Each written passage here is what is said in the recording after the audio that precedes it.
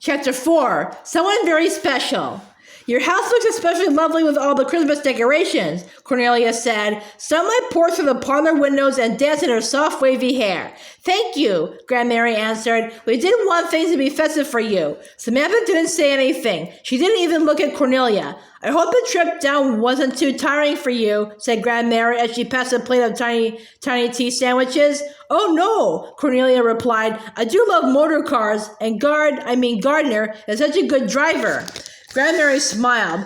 You are certainly brave, my dear, to ride in those new machines. I love travel of any kind, Cornelia responded, her brown eyes sparkling. When the new flying machines begin to carry passengers, I plan to ride in one of them too. So do I, Samantha thought. I love to see Mount Bedford the way a bird sees it. Grandmary raised her eyebrows. Well, she said to Cornelia, I don't think there will ever be much chance of ladies traveling in airplanes. I'm not so sure, Cornelia said gently, surprising Samantha with how gracefully she could disagree with Grandmary. I've read in the newspaper that travel by airplane may be possible one day, even across the ocean. Samantha looked at Grandmary. She knew Grandmary thought this was nonsense, but her grandmother merely replied, perhaps. Uncle Gard laughed. By Jupiter, any sort of travel is fine with me. Let them put me in a hot air balloon or in a rickshaw or in an elephant. I'd even let them shoot me out of a cannon. Gardner, Grandmary exclaimed. She pretended to be shocked, and Samantha giggled. Of course I think the best form of travel is sledding, Uncle Gard added. He turned to Samantha. Don't you, Sam? Oh, yes, Samantha agreed. Only I haven't gone yet this winter. Well, why don't we go sledding tomorrow morning, suggested Cornelia. Do you really think? Grandmary began. Cornelia's large brown eyes were soft and earnest. It's such good, wholesome exercise, she said. Please, Grandmary, Samantha pleaded. I love sledding. All right. Grandmary smiled. Sledding tomorrow morning will be fine. Hurrah! Cried Samantha. Right then, she made up her mind to give Cornelia something nice for Christmas after all. Maybe bath salts, but kind of a tall bottle with a fancy glass top. The sun sparkled on Fairwood Hill the next morning. The sky was deep blue and cloudless, the air was clean and cool, and all of Mount Bedford lay below, tucked under a soft, thick blanket of snow. I love this hill, Uncle Gard said as they pulled the sled to the top. When I was a boy, I'd come up here to imagine I was in heaven. Cornelia smiled. Gard, I think you could imagine anything if you tried. I couldn't imagine life without you, Gard murmured. Samantha caught his words. Uncle Gard is in love, she said to herself. He loves Cornelia. Sam, Uncle Gard called over his shoulder, who's going to steer? You steer the sled, Uncle Gard. I want to be in the middle. All right, Uncle Gard laughed. Let's go. The three piled on the sled. Uncle Gard sat in front, then Samantha, and behind them both, Cornelia. I feel somewhat like a caboose, Cornelia said, making Samantha laugh. Hold on, Uncle Gard called. With a tremendous whoosh, they were gone, skimming down the hillside at top speed. Ooh, cried Samantha with delight. Hurrah for us, came Cornelia's unladylike shout. The sled slid faster and faster, skidding and hopping down the hill. Watch out, Uncle Gard yelled, but it was too late. The sled veered out of control, narrowly missed a tree, and tipped over. The passengers spilled out into the snow. Oof, Samantha grunted, wiping the salt powder from her face.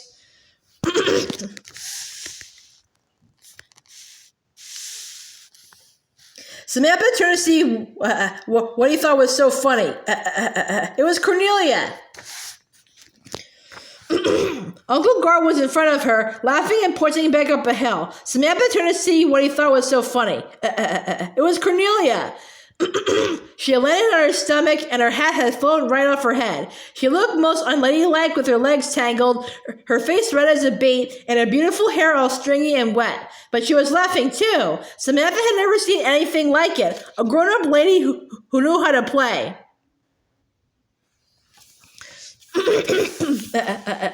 Cornelia is fun. I see why Uncle Gard loves her, Samantha thought.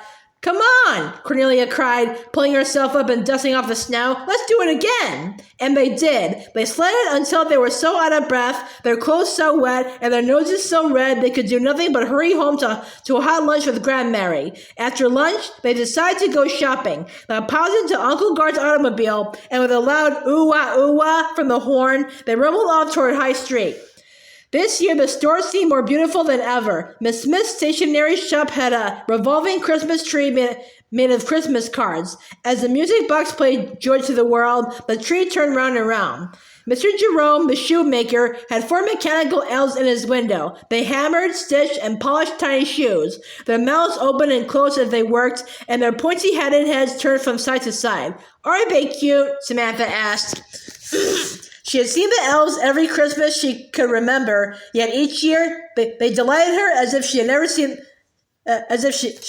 them before. Yes, I love the star windows at Christmas time too, Cornelia replied.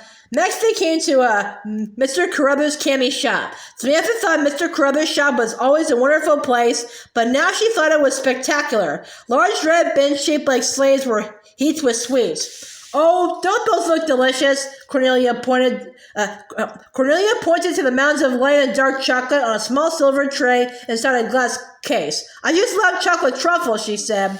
Well, these are the finest in Mount Bedford, Mr. Carruthers informed her. Jolie chocolates. They arrived just this week from France. They do look special, Uncle Gard remarked, although I prefer jelly beans myself. Samantha had paused in front of some colored sugar wafers. Oh, Samantha, wouldn't these be perfect on a gingerbread house? Cornelia asked her. When I was a girl, I always decorated a gingerbread house. I always decorated a gingerbread house too, Samantha said. This year, Mrs. Hawkins doesn't have time to help me though. Then why don't you and I make a gingerbread house? Cornelia asked. We could do it tomorrow morning. Oh, I like that very much, Samantha said. They picked out all the trimmings right then. Mr. Carruthers filled several paper bags with lemon drops, sugar wafers, jelly beans, and honey sticks. Cornelia is really too nice for bath salts, Samantha thought as they walked out of the store. She deserves something special. Maybe I'll get her handkerchiefs, linen handkerchiefs with lace edges. When they crossed Felter Street, Samantha heard the tinkling music of toy pianos. Let's go to Schofield's toy store, she cried. The store was crowded, but Uncle Gard, Cornelia, and Samantha managed to make their way inside. Uncle Gard led Cornelia to the back of the shop to look at the toy soldiers, and Samantha went straight to the window to look at the dolls. When she saw that the lovely Nutcracker doll was still there, her heart sank. She hoped it would be gone because Grandmary had bought it for her, but she knew that was a foolish hope. Grandmary didn't even know that Samantha wanted this doll more than anything in the world. Grandmary couldn't know that because Samantha hadn't told her, and now Samantha was sure that someone else would buy the doll for some other girl, maybe for one of the girls in the store right this minute. Just then, a hand reached into the display and picked up the beautiful Nutcracker doll. Oh, look at this doll! Isn't she exquisite? Samantha was startled. She hadn't heard anyone come up behind her. She turned to find Cornelia. And look at the tiny Nutcracker in her arms, Cornelia exclaimed. This is the most wonderful doll in the store. Don't you think so, Samantha? Oh, yes, Samantha agreed out loud. To herself, she said, Cornelia understands. She knows what's special. And for just a moment, she forgot to be sad about the doll she would never have. Just then, Uncle Gard returned. The toy soldiers said, we better march. Grandmary will worry if we're late. They pushed their way out of the busy store, but when they reached the car, Samantha announced, I won't be coming home with you. What do you mean? Uncle Gard asked. I forgot something. I forgot to buy the vanilla Mrs. Hawkins asked me to pick up for her, Samantha lied. I'll get it and walk home. Nonsense, Sam, Uncle Gard said. We'll go together. No, really, Samantha said. I would rather go alone and walk. I love the streets at Christmas time. Uncle Gard was about to say no again, but something in Samantha's voice must have told him that this was important. After a pause, he said, All right, Sam, go if you want, but don't be late. When she was sure the automobile had turned the corner, Samantha ran back up High Street to Mr. Carruthers' candy shop. The little bell over the door tinkled as she went inside. "Well, young lady," Mr. Carruthers said, "how can I help you this time?" A pound of Jolie French chocolates, please." "A whole pound?" Mr. Carruthers asked, his white eyebrows twitching up with surprise. "A whole pound," Samantha repeated. "This must be for someone really special, Samantha." "Oh, yes, Mr. Carruthers, someone very special."